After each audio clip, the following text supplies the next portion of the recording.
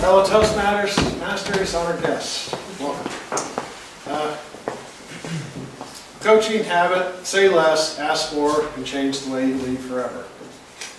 Nick kind of stole my thunder. I saw that great quote from Ronald Reagan on our little website, and it's very apropos for the topic that I'm talking about tonight. It says the greatest leader is not necessarily the one who does the greatest things, he is the one that gets the people to do the greatest things.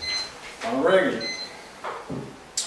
This speech is about coaching and how do we get the people that we work with to be better than perhaps they are. Last week, Linda gave a speech on leadership styles.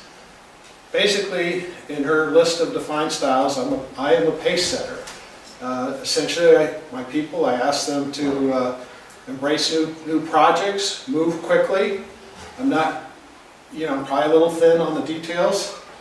It's all about productivity, and this style works best when people are highly skilled and self-motivated. So that pretty much fits my crew.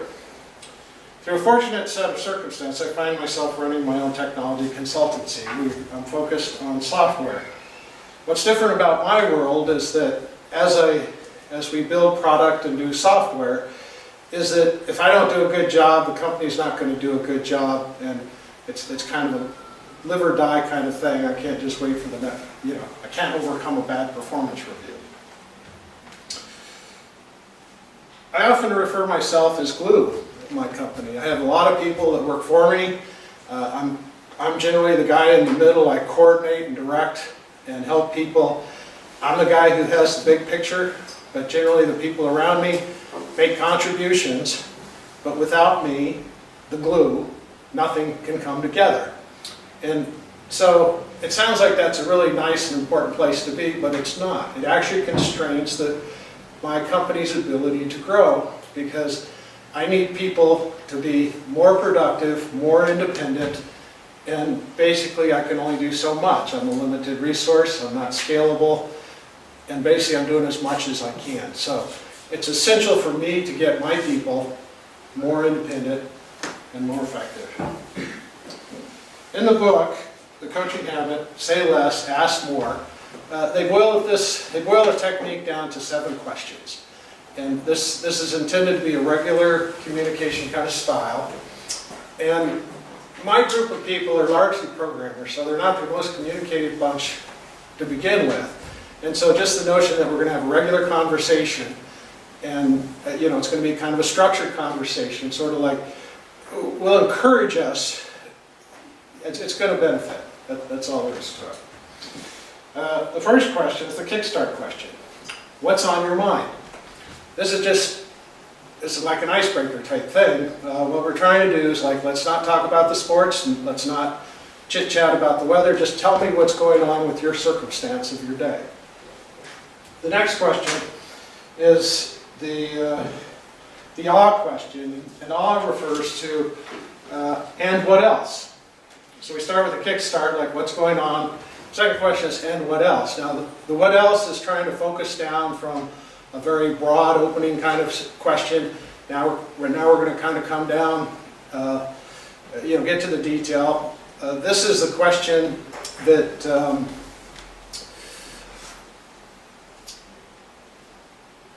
really is where we learn about the options. And a lot of things we do, it's like there's many different alternatives. When we say, and what else, we're giving people permission to sort of make new suggestions. The focus question. When we talk about the and what else, those can be pretty general. They can rise. It can rise the subject matter to perhaps where they feel like it's over the labor grade. And so this question focuses people down to what does it mean to you? The next question, so more on the focus questions, what's a challenge for you? One of the other things that we're trying to do with this question here is to stop a leader or myself as being the advice monster. What we want to try and do is let your colleagues sort of grow into that and make suggestions, and it'll evolve out. The foundation question. Now we're kind of moving around from like throwing out ideas, now we're going to move forward. What do you want? This is trying to get to a direct kind of focus, just about being an adult, which you're able to ask for what you want, and knowing the answer may be no. The lazy question is, how can I help? Now again, we got to watch out for the advice monster. We're trying to tone that down, and we're basically trying to get to a very direct kind of ask. The strategic question. Now this one's very important, and I think this really bounds things. If you're saying yes to this, what are you saying no to? A yes without any boundaries isn't as good as a yes without, if you understand what the no is, then you can better understand the yes and grant the yes.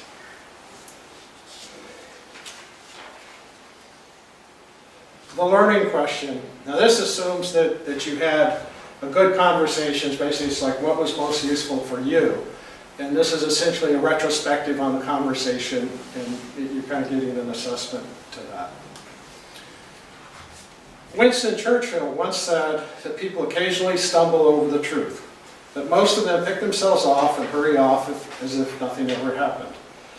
That's equally true about the conversations you're having around you.